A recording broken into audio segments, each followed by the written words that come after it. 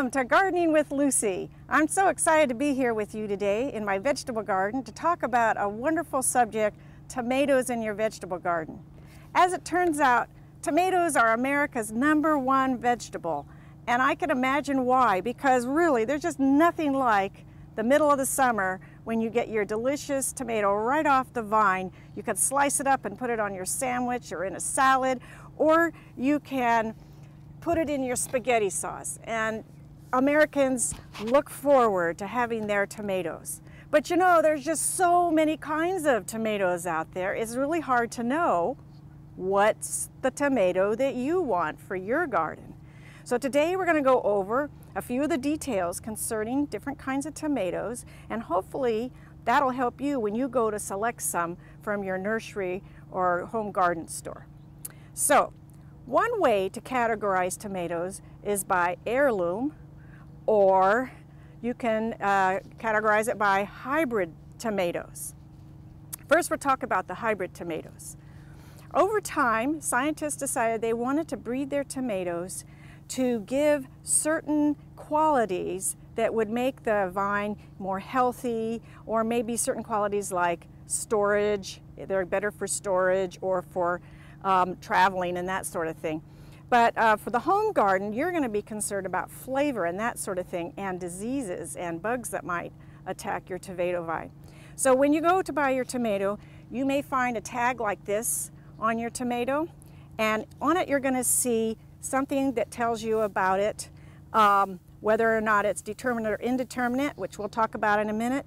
But it also might have some little letters, V, F, N, and some others.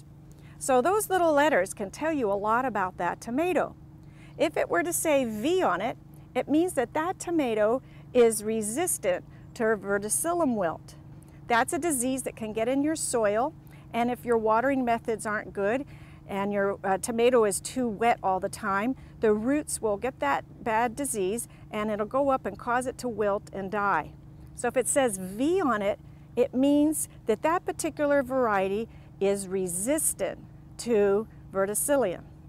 If it has an F on it, it means that it's resistant to fusarium wilt, another disease that it can attack your tomato plant. So if you see a V or an F, that's really good news. Another one you might see is you might see an N. If you see an N on your tag, it means that it's resistant to nematodes. Now, nematodes are little tiny microscopic worms, meaning you can't see them. They're not like earthworms. They're so tiny you can't see them. And they can get in your soil, and they can also attack the roots of your tomato. So if it has an N on it, it means that your tomato is resistant to root knot nematodes. So that's pretty much about the hybrid tomatoes. But a lot of people like the heirlooms. Now, heirloom tomatoes are considered old tomatoes that haven't been hybridized for these other certain qualities. People think that they have much better flavor and growth habits that they prefer. So you can get tons of different heirloom varieties. They're quite popular now. It's just so amazing. I have to read some of them to you. This is Anna Russian. I suppose that means it's a Russian tomato. Wouldn't that be fun to have in your garden? Here's one called Kellogg's Breakfast. I really love this tomato. It's very prolific in my garden and produces some really nice sized fruit, and it didn't get any diseases for me last year, and it just produced over and over for the whole summer. Cherokee Purple. This is a very popular one. It's actually very beefy, and it's so nice and purpley and delicious. It's just a terrific tomato for eating in a salad or on a sandwich. Here's another one. Oh, you could get yellow tomatoes. It's really awesome because the yellow tomatoes are a lot sweeter. They don't have the acidic taste to them. So because they have less acid, people that have a problem with too much acid really like the tomatoes. And you can find some varieties that are very tasty too. What about this yellow? It's called Yellow Perfection. I'll just read a little bit about it from the back of the tag. That's half the fun of looking. This potato leaf heirloom, originally from an old British seed company, produces 1 to 1.5 inch round, brilliant yellow, thin skin, and delicious fruits. Oh, my mouth is watering already. Let's see, what do we have here? Radiator Charlie's Mortgage Lifter. This tomato has a real story behind it. A gentleman back in the 40s decided that he would develop a tomato. So his name was Charlie Biles, and he wanted to develop a very large tomato, so he cross-pollinated and came up with this one, and it's called Mortgage Lifter. What a crazy name. But the reason it became known as Mortgage Lifter is because he sold so many, he was able to pay off his mortgage. Well, we still have it today, and I'll tell you, this is a fabulous tomato and grows very well in the Riverside area. What about Celebrity? Whoops, Celebrity is actually supposed to be on this side. It's been hybridized, but I'll tell you, Celebrity is the favorite #1 tomato for this area and maybe in all of the United States. It's a wonderful performer, and if you plant Celebrity, I guarantee you'll probably have good results. Let's see this one, Kentucky Beefsteak. This one is a really huge one, and it comes from Kentucky, and this one is so big and beautiful, you'll have to bring out the forklift to bring it into your house. So that's kind of the difference between the two kinds. Another thing that you might want to consider when you're choosing your tomato is whether or not it's determinate or indeterminate. Perhaps you've seen those words on your tomato too, and you're wondered, what does that mean? Well, determinate tomatoes are your bush style tomatoes. They're usually smaller, say 3 to 5 feet, and they work really well in a container. And the good properties are they're great for if you have a small area, potato, patio container, something like that. And they're very good for cooking. They make excellent tomato sauce for your spaghetti. If you're cooking your tomatoes, I made some last summer that were fabulous. Varieties include the Roma, patio tomato, San Marzano. So there's a few really nice determinants that you'll want to consider. The downside of them is, though, they have a nice big crop for you and then they quit. I remember for a while when I was first gardening, I wondered, why do some of my tomatoes just up and die in the middle of the summer? Well, it turns out that they were determinate tomatoes and they were just done with their job. So what I do now is I plant one early in March, and then I plant another one in April, and then I plant another one in May. And that way I can have a succession of Roma tomatoes growing for the summer. So that's one way that you can solve that problem. So one way to think about them is determinate, and then you have the indeterminate. So what is an indeterminate tomato? It's more of a vining, sprawling tomato, the kind that go all around, and you say to yourself, I don't have a big enough yard, then maybe you want indeterminate. But if you have a lot of room and you'd like to get your fruit for a long time, the indeterminate tomatoes will keep fruiting until they freeze or a disease gets them. So a lot of people really like the indeterminates. They're good for salads and all that, and heck, I cook with them too, so they'll work just fine for that. Another thing when you're going to go to buy your tomatoes to think about is size. So if you're going to plant in March or April and you think, wow, I could get this nice big tomato, or I could get this little tomato. Well, the advantages of the little are they're cheaper. This seems like it might be a good deal, but if you look at these two tomatoes in 2 months, they'll be exactly the same size, so you're not really gaining much of an advantage. I would spend my money getting a few more tomatoes than just getting the one big one.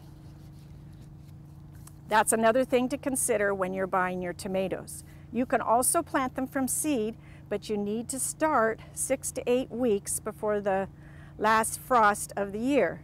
That last frost date for Riverside is March 7th.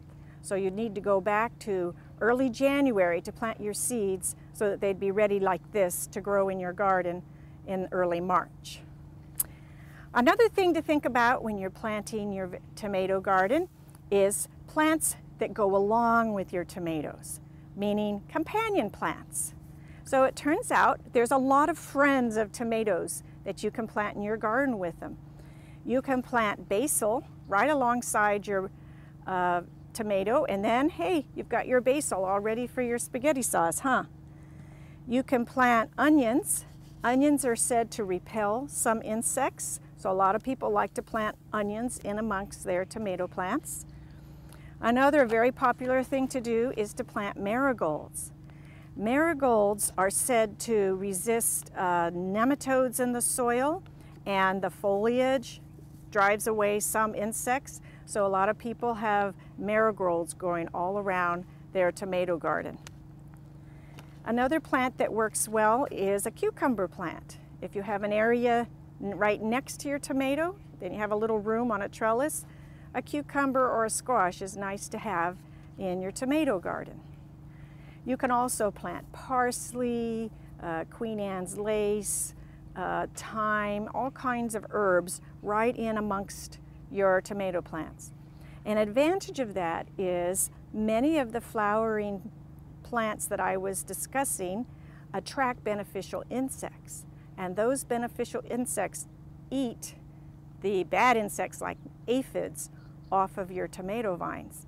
So having the flowering plants right next to your tomato is a good idea because they're going to help that tomato out. In a few minutes, we're going to be planting our tomatoes. So I want to think a little bit about what sort of site is the best place to plant your tomatoes.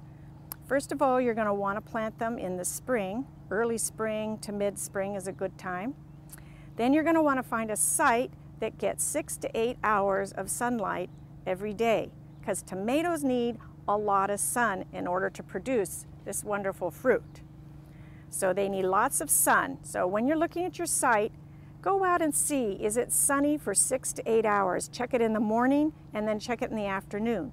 Do you have a big tree nearby that's going to shade it? If you do, it's okay to shade it a little in the afternoon, but try to get it for sure to get the morning sun. Another thing you're going to want to consider is nutrients in the soil.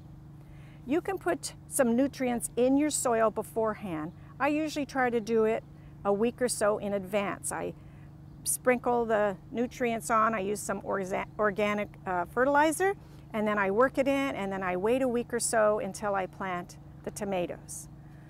During the growing season, once the tomatoes start growing on the plant, you're going to want to side dress. That is, you're going to want to put the fertilizer in once a month right along the side of the plant, like this, around the soil. That's called side dressing. So if you continue to give it the nutrients it needs and it has adequate sunlight, the other thing you want to consider is proper watering.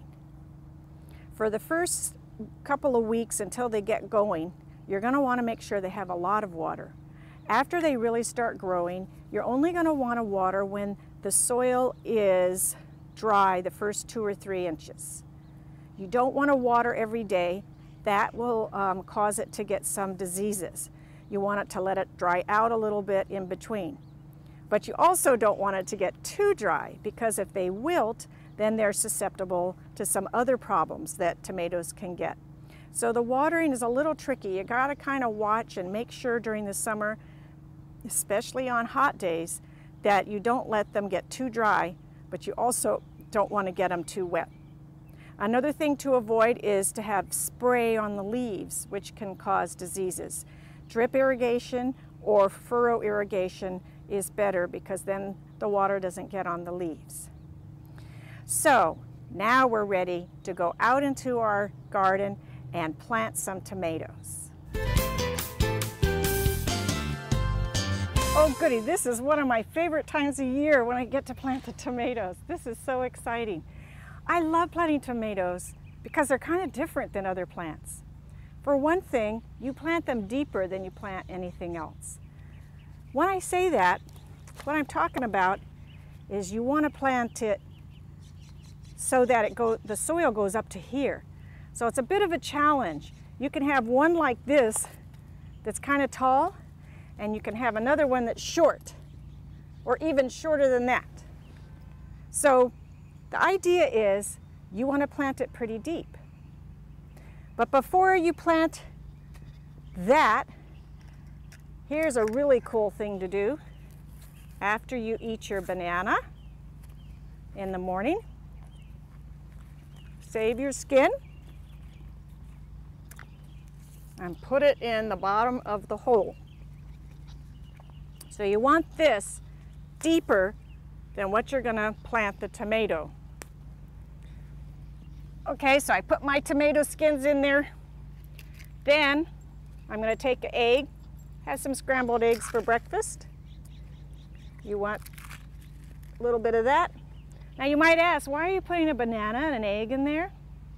The reason is the banana skins give some potassium and the eggshells give some calcium. Two things that the tomato plant really wants. Then you're going to throw about an inch or so of soil on top of that, maybe 2 inches. The reason for that is you want the roots to go down in there when it's already been composted a bit in the soil. You don't want it to go yet. So you're going to want it to go down in a little bit. Then you're going to take your tomato plant and you're going to need to pinch off these lower leaves because we don't want to put them in the ground. They'll just rot, kind of maybe bring disease or something, I don't know. Just a good idea to get them off. Wow, look how long this guy is. Okay, so we're going to plant them up to here. So let's see if I dug the hole deep enough. Well, it's not quite deep enough, but that's okay because I have another strategy. A lot of people just lay the plant down and bring it up. So we'll put it in that hole and we'll lay it. So by laying, I mean lay it down and then fill in the soil around it. Remember, I've already fertilized our soil here a week or so ago with some good organic fertilizer. So it's all ready to go. I don't have to add anything else except that tomato and eggshell at the bottom.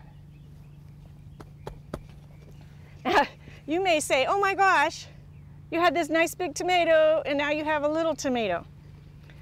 But there's a good reason for doing this. All along the stem of the tomato are little tiny hairs. When you get one, you can look at it and you'll go, oh yeah, they're little tiny hairs. It turns out that those can turn into roots. So by planting your tomato deep like that, the little tiny hairs are going to root out and your tomato will be much stronger and give you lots of really good tomatoes. So right now I'm going to go along and I'm going to plant all of the tomatoes here. We started with the red cherry. You'll want to try a Health Kick tomato. It's chock full of lycopene, an antioxidant, and as you cook lycopene, once you pick the tomatoes and put them in your pot, as you cook it, more of the lycopene becomes available for you. So I thought I'd add a Health Kick tomato this year.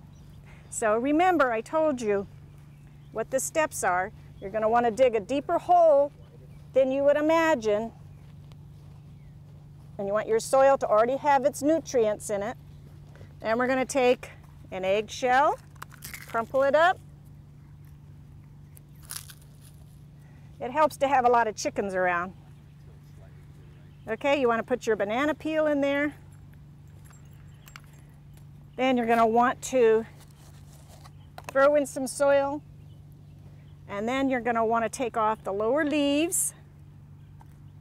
This one isn't quite as tall as our red cherry tomato, but it's going to be tall very soon. We're planting in early March, and this plant by mid-April is going to be really big. You'll be amazed. You can spread the roots a little bit around, doesn't hurt them. And then I'm going to lay it down and have it pop up. You notice I'm putting my tomatoes about a yard apart from each other. This Health Kick tomato has some little flowers on it. I'm going to take those off because I don't want the energy of the plant to go into the flowers right now. It's going to be a little stressed out because we just transplanted it, and I want all the energy to go down into the roots so it can be a very strong plant. I don't want it to start making tomatoes quite yet. Give it a month, it'll be ready. Then I'm going to put my tag there. I'm going to go ahead and plant the others, and then we're going to see what they all look like with their companion plants.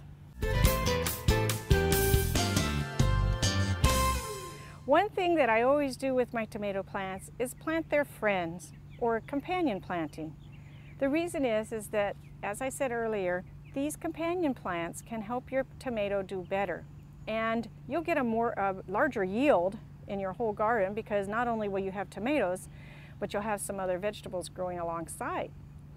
So one thing that tomatoes like to be friends with is onions. So I like to put onions pretty close to my tomatoes. A substance in onions repels some bad insects, so I'm hoping that they'll help out my tomato as I go along through the summer. Also, I will be pulling the onion up before the tomato gets too big, because it's going to crowd this onion in eventually, so I will be pulling it up. So it's going to offer most of its help while this little tomato is small. Some of these other companion plants, I've got some parsley planted along here, and marigolds, and over there I have some basil.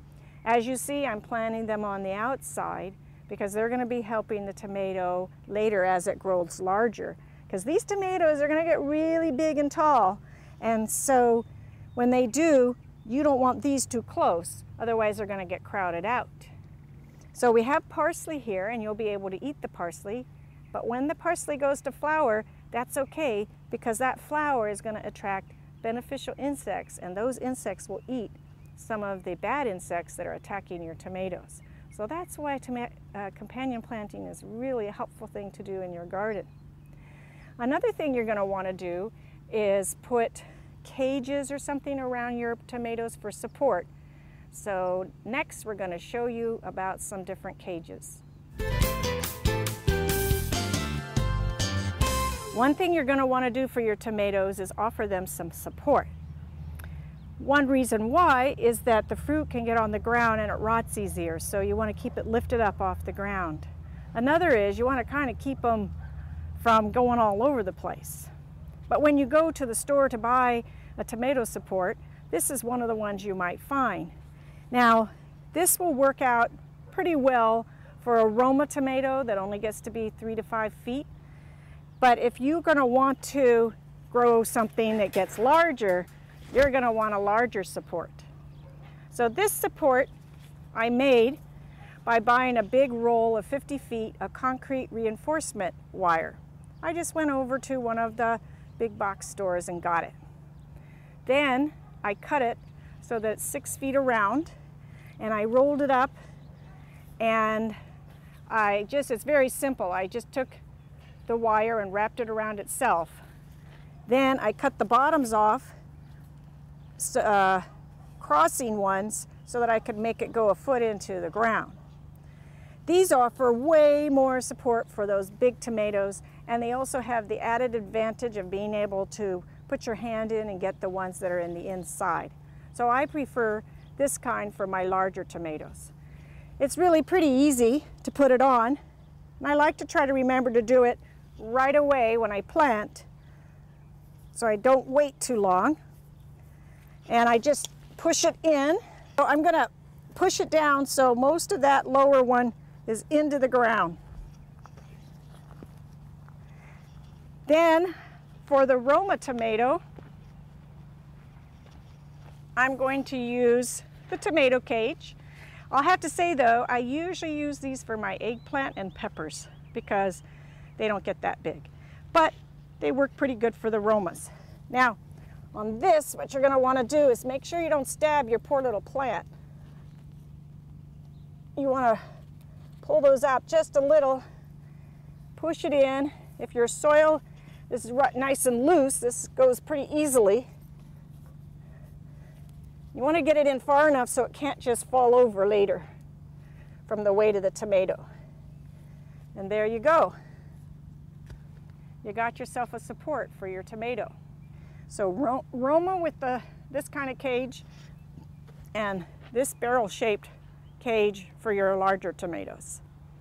Now we need to water everything in so that our transplants can grow in a healthy way and produce lots of great tomatoes for you.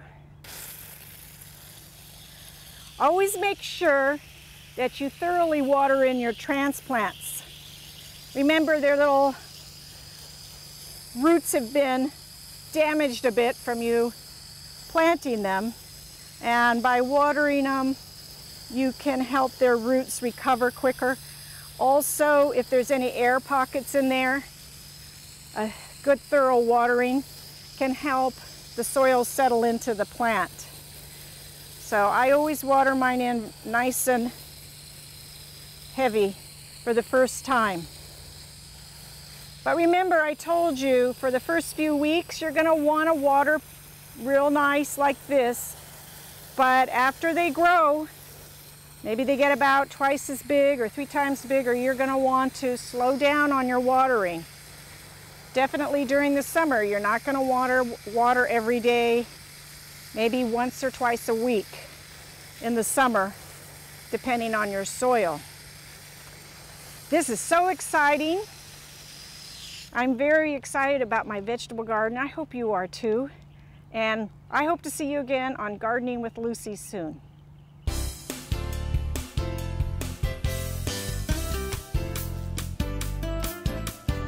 I have a great tip for you in the summer when you're going to be in your garden. Make sure that you always wear a hat and some sunglasses to protect your eyes and your face from the sun. The sun can be brutal during the summer, and you want to make sure that you have taken care of your skin. Another thing that I always do is I put sunscreen on my hands and face, and I pull down my sleeves to protect my arms. I like wearing a very lightweight cotton shirt out in the garden, even in the middle of the summer, because I know it's giving me added protection against the sun. You can see more gardening tips on Gardening with Lucy on GTV or watchriverside.com.